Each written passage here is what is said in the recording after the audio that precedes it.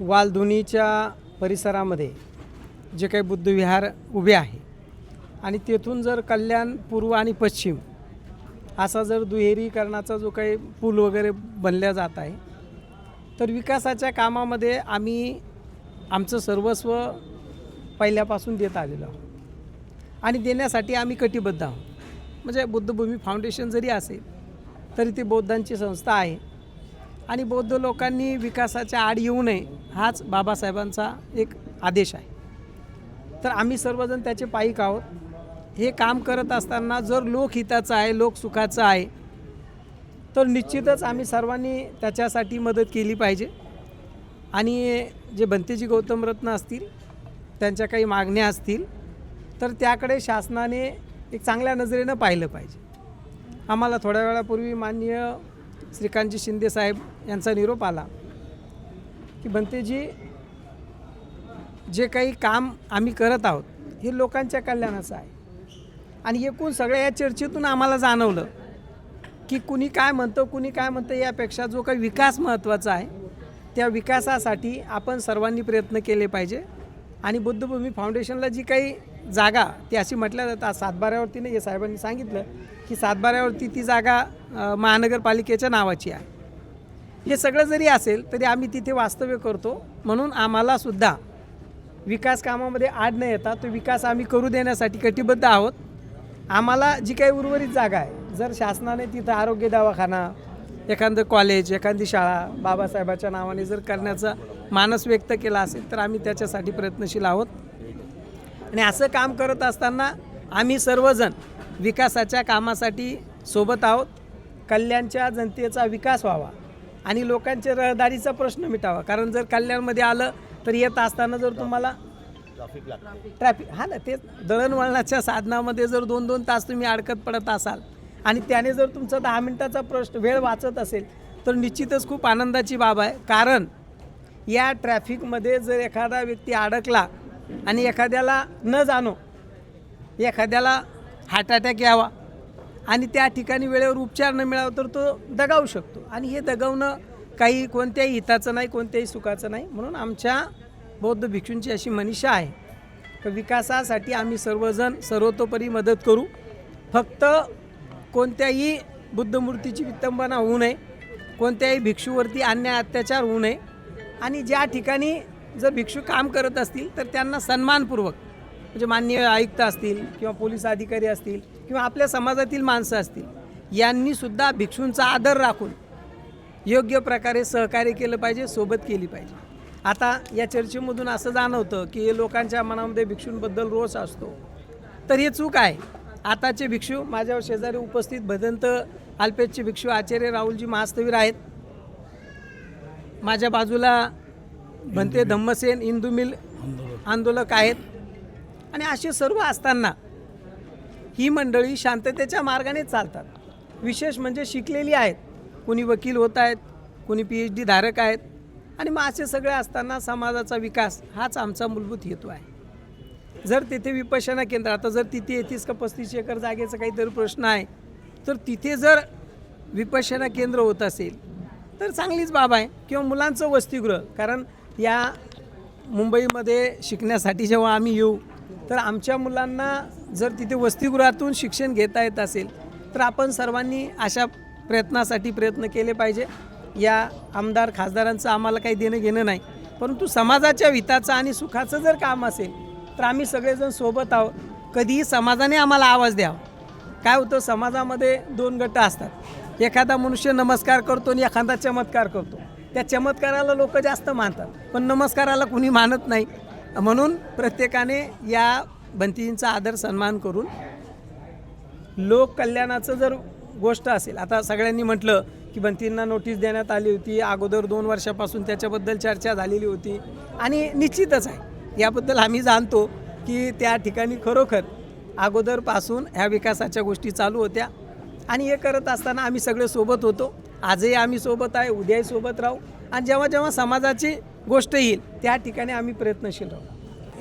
एक महत्त्वाची बाजू आहे की भंतेजी कुठे निवास करतात यापेक्षा भंतेजींची भूमिका अत्यंत महत्त्वाची असते. आता काय होतं की आपण विकास करत असताना कोणी दडपशाही करतं आणि त्यामुळे भिक्षूंना राग येतात। असं काही नाही, भंतीजींच्या प्रेमपूर्वक आपण ते बैठक घेऊन जसं सगळेजण तेथे गेले पाहिजे, व्यवस्थितरित्या त्यांच्याशी सन्मानपूर्वक बोलले पाहिजे। जसं काय सोनवणे म्हटला होता की बाबा भंतीजींना आदरपूर्वक बोलून त्यांच्याशी सोबत करूया, तर तशा प्रकारे आपण त्यांच्याकडे जाऊया, त्यांच्याशी व्यवस्थित चर्चा करूया, त्यांच्या मनातल्या प्रश्नांची घालमेल बाजूला करूया। आता काही लोकांनी त्यांच्यावर आरोप केलेत की पैसे घेतले, आता याबद्दल आम्ही काही सांगू शकत नाही, परंतु अशा रीतीनं आरोप केल्यामुळे मनुष्याचे हानी होते। दुसरी गोष्ट अशी आहे की जर बुद्धमूर्तीची विटंबना वगैरे काही झालेली नाही, हे सत्यता आहे। आता काय होतं की बुद्धमूर्तीला कोणी हात जरी लावला तर माझा जीव तडफडतो, अशी एक परिस्थिती असते। आणि कसं असतं की ह्या दोन गोष्टीमध्ये न पडता समाजाने जे सत्य आहे ते स्वीकारलं पाहिजे। त्याचबरोबर महाबोधी विहाराचा जो काही प्रश्न आहे, तर इथे गट नाहीत, इथे भिक्षूंची मागणी आहे की महाबोधी विहार हे बौद्धांच्या ताब्यात आलं पाहिजे आणि त्यासाठी सरकारने स्वतः प्रयत्न करावेत अशी आमची अपेक्षा आहे। मग येथील खासदार असतील, आमदार असतील, संसद असेल, राष्ट्रपती असतील, तर यांनी सगळ्यांनी प्रयत्न करणं गरजेचे झालेले आहे। आता प्रश्न काय होतो की या ठिकाणी जे काही ट्रस्ट आहे हे खरं तर स्वातंत्र्याच्या अगोदरचं आहे आणि काय होतं की स्वातंत्र्याच्या अगोदरचं आहे म्हणून त्याला आपण मान्यता देत होतो। तुम्ही स्वातंत्र्याच्या नंतर जर राम मंदिर बनवलं असेल, आहे का नाही, राम मंदिराचा प्रश्न हा स्वातंत्र्याच्या अगोदरचाच होता, आहे का नाही, त्याला आपण नंतर फार मोठं म्हणजे जवळपास 300-400 वर्षापूर्वीचाही तो प्रश्न असेल, परंतु जर आपण त्याला निपटारू शकत असेल म्हणजे शासनाच्या विविध कार्यसंस्थेकडून जर तो त्या ठिकाणी मिटवता येत असेल, तर हा तर बौद्धांचा प्रश्न आहे जो शांततेचा महागुरू आहे आणि त्याच्याच बाबतीत जर असं होत असेल तर कुठंतरी आमच्या सारख्यांना ती भीती वाटते। मूर्ती काढू इच्छित होते महानगरपालिकेचे कर्मचारी, त्यांनी प्रथम भिक्षूला निमंत्रित करून त्या भिक्षूच्या अनुषंगाने त्याची विधी करून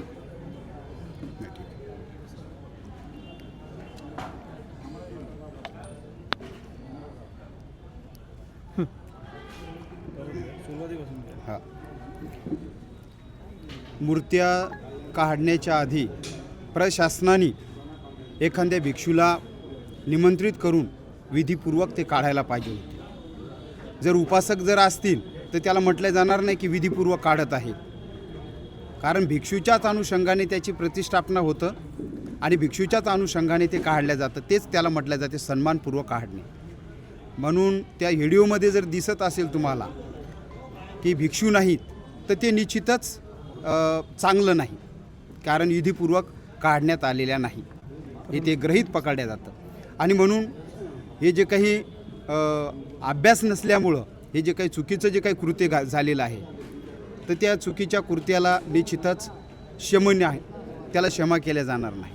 म्हणून प्रशासनाने सुद्धा आपली जबाबदारी प्रत्येकाने घेतली पाहिजेत आणि जबाबदारीपूर्ण काम करावं। कल्याणमधील सर्व भीमसैनिकांना व सर्व आणीबाण्यांना जे आव्हान केलेलं होतं, सर्व मोठ्या संख्येने इथं उपस्थित झाले डॉक्टर बाबासाहेब ज्ञान केंद्रामध्ये आणि चांगला प्रतिसाद लोकांमध्ये जो वातावरण निर्मिती झालेली होती की आपल्या मूर्त्या तुटल्या, मूर्त्या हे झाल्या ते झाल्या, हे लोकांमध्ये आम्ही एक चांगली मॅसेज टाकण्याचा प्रयत्न या माध्यमातून केलेला आहे। कुठल्याही मूर्त्या तुटलेल्या नाही आहे। जो संघर्ष आयुक्तांसाहेबांबरोबर आपला आहे जागेचा, तो आपण एकात्मताने सगळ्यांनी लढून तो आपण जिंकूया आणि ही जागा आपल्या धम्माला कशी भेटेल, त्याच्या बौद्धमय फाउंडेशनला कशी भेटेल, वालदिवली नागरिकांचा विकास त्या जागेमुळे कसा होईल, त्याच्यासाठी आपण एका ताकदीने लढणार आहोत। पूर्ण रूपरेषा कल्याण शहरातील जनता ठरवेल आणि जेव्हाही मीटिंग लागेल सर्व भीम अनुयायी एकत्र रोडावर उतरतील आणि आपला जो अधिकार आहे जागेच्या माध्यमातून मानतील।